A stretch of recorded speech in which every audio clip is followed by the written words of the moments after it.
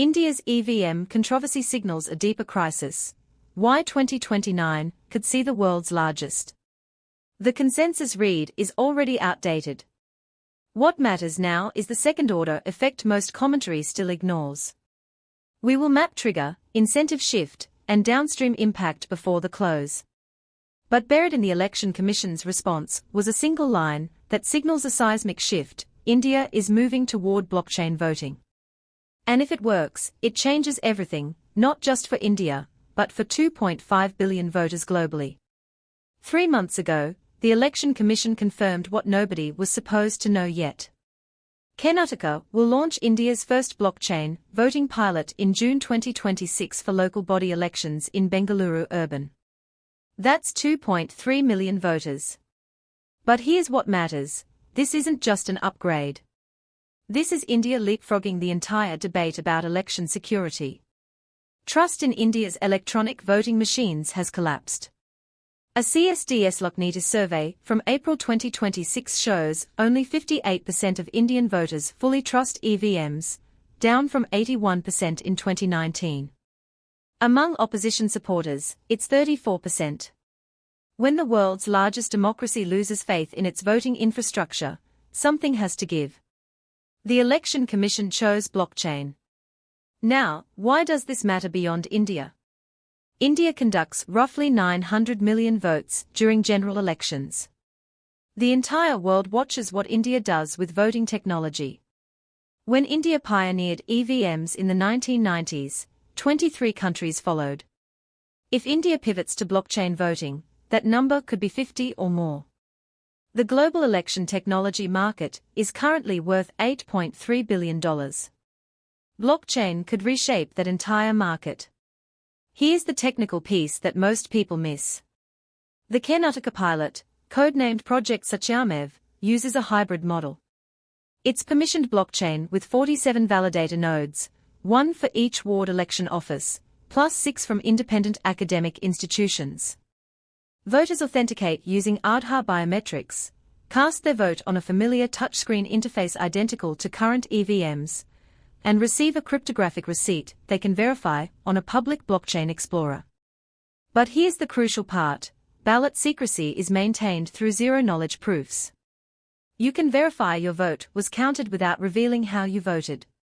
Unlike Estonia's iVoting system, which requires specialized hardware, or West Virginia's failed blockchain experiment, India's approach keeps the familiar polling booth experience while adding cryptographic verification behind the scenes. This is genuinely innovative. It's not asking voters to change behavior. It's asking the system to become transparent. But the implications extend far beyond voting technology. If this succeeds, Aadhaar becomes the world's largest identity layer for democracy. The Election Commission is already in talks with 14 countries about mutual recognition agreements for digital identity frameworks.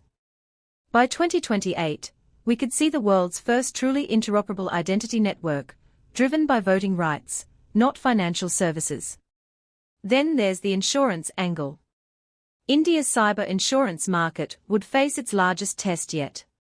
The Election Commission will likely require coverage against distributed denial of service attacks and validator compromises. Lloyd's of India is already structuring policies reaching 190,000 crore rupees, $23 billion in coverage. It would be the largest cyber insurance placement in history. That alone reshapes how insurers price critical infrastructure risk globally. Here's what's genuinely underappreciated though. India's IT services industry generates $254 billion annually, but 73% comes from legacy maintenance and outsourcing.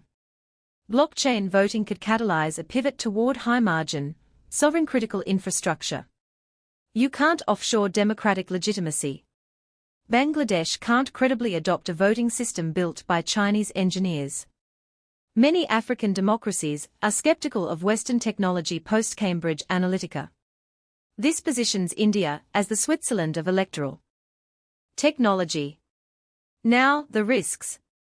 If blockchain voting succeeds in Karnataka, but loses a Supreme Court challenge over voter privacy, the entire project unravels. There's also the comprehension problem. In rural Karnataka, 34% of voters still struggle with touchscreen EVMs. One viral video claiming the system is stealing votes through cryptocurrency could derail adoption. But here's what matters.